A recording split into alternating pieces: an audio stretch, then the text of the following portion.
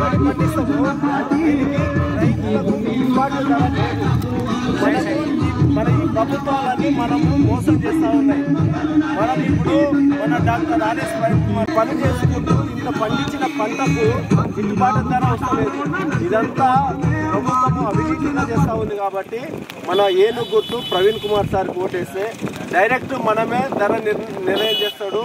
మనం డైరెక్ట్ అమ్మొచ్చు. బ్రోకరిజం